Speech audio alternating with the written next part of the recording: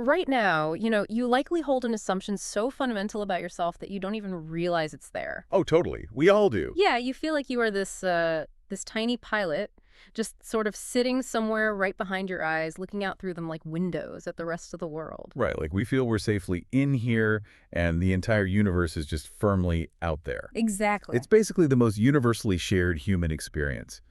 But it creates this profound, totally invisible boundary between ourselves and, well, everything else. And for this deep dive, we are taking a sledgehammer to that invisible boundary. I love that. We have a really fascinating stack of sources in front of us today. We're focusing on the teachings of the philosopher J. Krishnamurti, alongside some incredibly insightful modern dialogues featuring Pratap Bhatt. Yeah, these dialogues are amazing. They really are.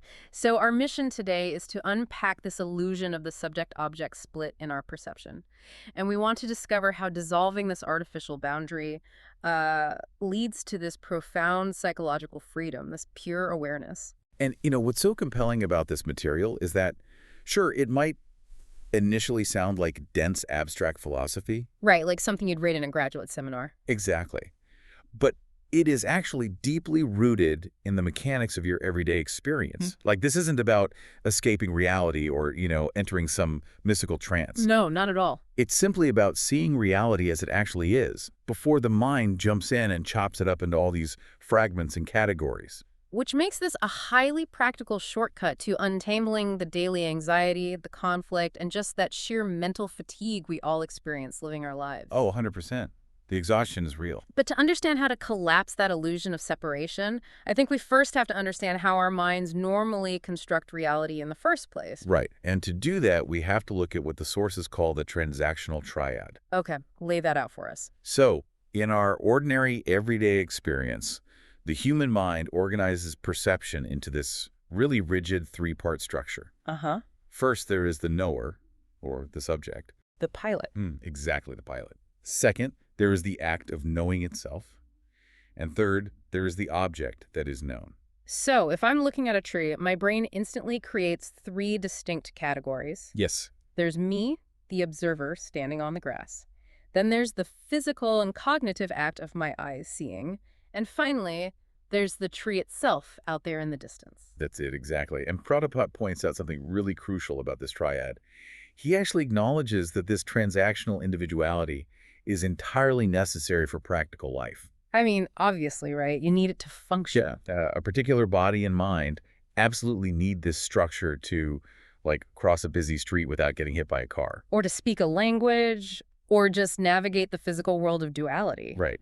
A newborn infant doesn't have this rigid split, but as they grow, their brain basically must construct this boundary just for basic survival. So the error isn't that this functional instrument exists. The error is taking this functional instrument to be our ultimate independently existing self. We basically confuse the tool we use to navigate the world for the entirety of who we are. Well said. And Bhatt uses this really beautiful analogy to explain the mechanism. Imagine the reflection of the sun in a small pool of water. Okay, a puddle. Right, a puddle. And over time, imagine that little reflection mistakenly starts to believe it has its own independent existence. Oh, wow. It gets so caught up in its own shimmering, contained reality inside the puddle that it entirely forgets the massive sun in the sky. It forgets that its light is entirely derived from something else. That is such a vivid image. The individual sense of consciousness takes itself to be independently real and just completely forgets the universal ground of awareness that makes it possible. Exactly. It makes me think of playing an incredibly immersive, high-stakes video game. Oh, I like where this is going. Right, like you get so completely absorbed in the gameplay. You're dodging obstacles, managing your inventory, you're trying to level up, and your brain begins to genuinely believe you are the avatar on the screen. Yes, when the avatar takes damage, your actual heart rate spikes. Your palms sweat. You completely forget that you are just the player sitting safely on the couch holding the plastic controller. It's so true. The avatar is absolutely necessary to interact with the digital world, but it's not the ultimate reality of who you are. And in this analogy, the avatar is the transactional identity. It has a specific name, a history, a set of learned skills. Right. But the master intelligence directing it, the pure awareness, is the player on the couch. Yeah. The suffering only begins the moment the player believes they can actually die when the avatar gets hurt. Wow. We suffer because we identify completely with a temporary reflection. Exactly. But wait, if the player is fundamentally safe on the couch, why is our internal world so exhausting? Because it's not just that we feel separate from the tree outside. No, you feel deeply divided inside. Yeah, we are constantly arguing with ourselves. And that exhaustion comes from how the mind turns this transactional triad inward. It basically divides itself. Which brings us to one of J. Krishnamurti's most pivotal and frankly radical statements. Lay it on us. He says the observer is the observed. The observer is the observed. I mean, it sounds like a Zen koan or some riddle you're supposed to ponder on a mountaintop for 10 years. I know, it really does.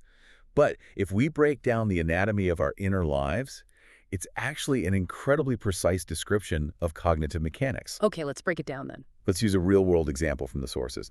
Imagine you were driving, someone cuts you off, and a massive wave of anger arises. No, I know that feeling. Or maybe you scroll social media and this strong pang of jealousy hits you.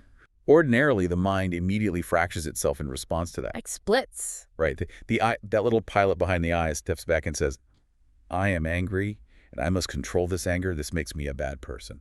Right. It's the classic inner monologue. The pilot tries to wrestle the emotion into submission.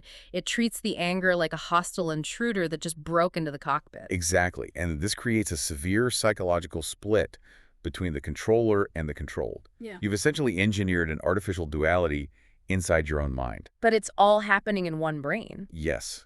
And here is the massive insight that Krishnamurti points out. The I, who is judging the anger, it's constructed from the exact same conditioning, the same past experiences, insecurities, and memories as the anger itself. Oh, man. So the judge and the criminal are the exact same person, just wearing different hats. Yes. The observer is not some independent, pure, objective entity standing outside the emotion. It's composed of the very same psychological contents it claims to be judging. That's wild to think about. One fragment of thought has simply separated itself conceptually, labeled itself the manager, and assumed authority over another fragment of thought. So your mind is playing this elaborate game of good cop, bad cop with itself. Exactly. But it's all just thought interacting with thought. Okay, let me push back on this on behalf of anyone listening who is, thinking about their own temper or their own bad habits. Sure, go for it. If I don't try to control my anger or my jealousy, won't I just become a chaotic mess? I mean, if someone cuts me off in traffic and I just let the anger run wild without that internal manager stepping in, I'm going to rear end them or, ruin my own life. It's a very fair question. Right. Forced control feels totally necessary to be a functional, decent human being in society. We culturally equate a lack of control with indulgence. We assume that if we aren't violently fighting an emotion, we must be actively acting it out. Yeah, it feels like those are the only two options. But the sources are pointing to a third option, a psychological mechanism that is entirely different from both suppression and indulgence. Okay, so what is that third option mechanically doing? Krishnamurti calls it choiceless awareness. And Plethopat connects this directly to the Vedantic concept of sakavava. Zakabet. Right. To break that term down, sakka translates to witness, and bhava refers to a state or nature. So it's a witnessing consciousness. Choiceless awareness is observation without psychological selection. Without judgment. Exactly. Without judgment and without the demand for the experience to be more, less, or different. So when that flash of road rage or sadness arises, you are just watching the physical and mental data of it? You aren't labeling it a moral failure or trying to shove it down? You observe it before interpretation and preference dominate the system. You don't say, I must eliminate this, or I am a terrible person for feeling this. You simply see the raw fact of the sensation. But how does that not lead to chaos? Because it is deeply tied to the conservation of energy. When you stop fighting the emotion, the platform of resistance collapses. The immense mental energy you previously wasted on fighting yourself, on maintaining that artificial split between the manager and the emotion, is suddenly conserved. It's no longer being burned up in an internal civil war. Exactly. Yeah. It is gathered into what Krishnamurti calls total attention. And in that state of total undivided attention, the mind becomes naturally quiet. Naturally quiet. Right, not quiet because it has been beaten into submission by some rigid discipline, or forced into silence through sheer willpower. It's quiet because the entity creating the opposition, the false observer, has been seen through and collapses. You know, it reminds me of staring at one of those Magic Eye 3D posters from the 1990s. Oh my gosh. If you look at those posters normally, they just seem like random, chaotic, visual static. Just a mess of neon colors. Right. And if you strain and furrow your brow and try to force your eyes to find the hidden spaceship or dolphin or whatever, you just get a massive headache. You see absolutely nothing. Nothing. You're wasting all this muscular and cognitive energy trying to dominate your own perception. But if you stop trying to control it, if you just relax your focus, stop demanding a result, and just passively take in the pattern, The 3D image just pops out. it naturally reveals itself out of the static. That is a perfect analogy. The straining you're describing is the egoic I trying to aggressively achieve a specific result. The relaxed, passive observation is the actual mechanics of choiceless awareness. Wow. The moment the observer stops trying to manipulate the experience, the true picture emerges. The emotion, whether it's fear, craving, sadness, is fully illuminated in the light of this attention, but it doesn't create an additional psychological struggle. Because you aren't fighting it. Right. Because it is no longer being fed by your resistance, the emotion actually loses its governing power. Okay, but what does this actually look like for us in the real world? Because choiceless awareness sounds like this profound, almost unattainable state of being reserved for monks with like decades of training. It really does sound intimidating. How do we know a normal person navigating a busy life is even capable of this? We desperately need to demystify this state because it isn't a mystical achievement. You have already experienced this countless times in your life. I have. We all have. Pratapat gives several wonderful examples of when this duality temporarily collapses for everyday people. Think about being completely, utterly absorbed in a masterful film in a dark theater, Oh, yeah. or listening to a sweeping, transcendent piece of music, or standing at the edge of a vast natural scene like the Grand Canyon. Oh, man. When you walk up to the rim of the Grand Canyon for the first time, your internal monologue completely shuts off. Completely. You aren't thinking about your grocery list, your emails, or your deep-seated insecurities. You're just taking in the sheer scale of it. In those rare moments of awe, the separate, noisy structures of I, me, and mine go completely quiet. You're no longer a tiny pilot standing apart from what is being observed. The seer becomes the scene. Yes, the seer becomes totally absorbed in the scene. There's what Pat calls zero distance between the observer and the object. There is only the pure event of perception occurring. Zero distance. There is literally no space for the little pilot to exist because you are entirely merged with the experience itself. And there's a striking, highly descriptive passage in Krishnamurti's notebook that illustrates the texture of this perfectly. What does he say? He describes sitting quietly when a sudden immense sense of beauty, power, and gentleness just filled the room. He notes it was a living, palpable presence that occurs only when pure watching is happening. Watching entirely free from the known. Exactly, free from memory. When the psychological division between the observer and the observed disappears, the world no longer appears dead, flat, or isolated. It becomes intensely, vibratingly alive. I mean, the sheer peace of that sounds incredible, which brings up the most inevitable, practical question anyone listening is going to ask right now. I think I know what it is. What is the step-by-step method? If I want to experience zero distance, how do I practice this to make it happen tomorrow morning when I wake up? Give me the morning routine. And we have arrived at the ultimate, unavoidable paradox of this entire philosophy. Uh-oh. Trying to achieve it is the exact mechanism that prevents it from happening. Wait. No method. No 10-step plan or daily meditation tracker. There is no how. None. None. The very moment you ask how, you betray a fundamental belief in a process, in psychological time, in a future where you will achieve a better result than today. Oh, I see. Any method, any rigid discipline, or any craving to become empty or enlightened just creates a brand new egoic I. It's the exact same little pilot from before. Yes, just putting on a different uniform. Yeah.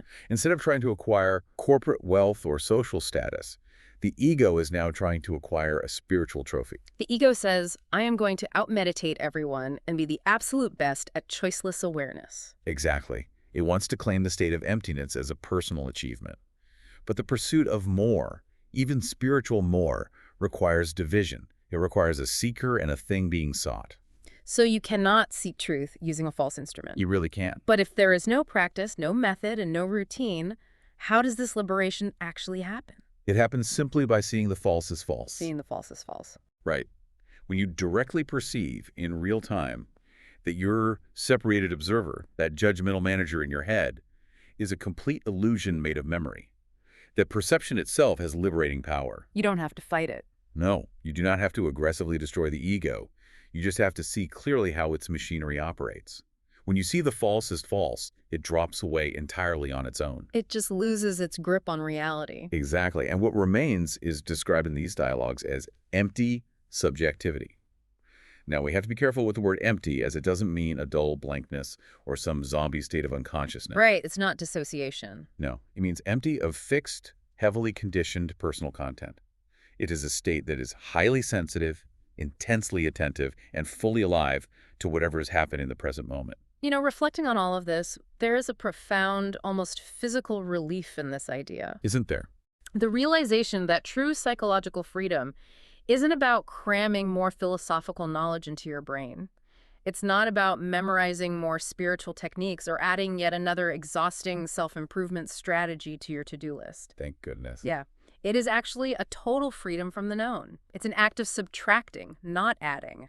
It is relaxing the eyes to let the magic eye poster reveal itself, rather than squinting harder and giving yourself a migraine. Beautifully put. The mind is transformed from within, not by coercion or discipline, but entirely through clear understanding. Right. When the observer is deeply understood to be nothing more than memory and thought, the mind simply stops dividing itself into a controller and something to be controlled. And all that energy comes back. The massive amount of energy previously consumed by daily inner conflict is released into pure clarity. So to bring all of these threads together for you listening, we have taken quite a journey today. We really have. We started by unpacking how the human mind artificially splits itself into the thinker and the thought, the judge and the judged, just in order to function. Right, the transactional triad. And we saw how taking that functional division to be our ultimate reality creates all of our internal friction and daily exhaustion. The avatar thinking it's real. Exactly.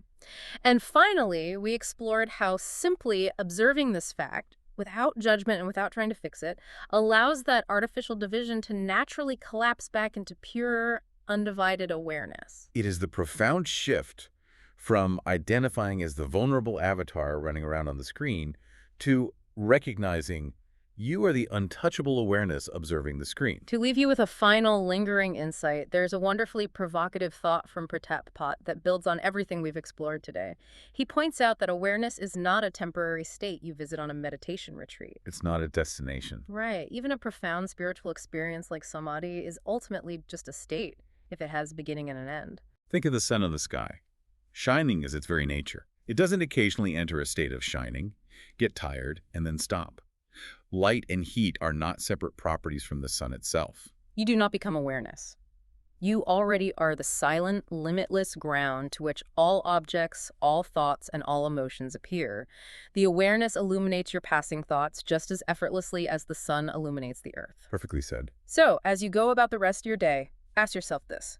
What happens to your stress, your conflicts, and your relationships if you stop pretending to be that isolated little pilot sitting behind your eyes observing the world and recognize that you are the very space in which the entire world is happening?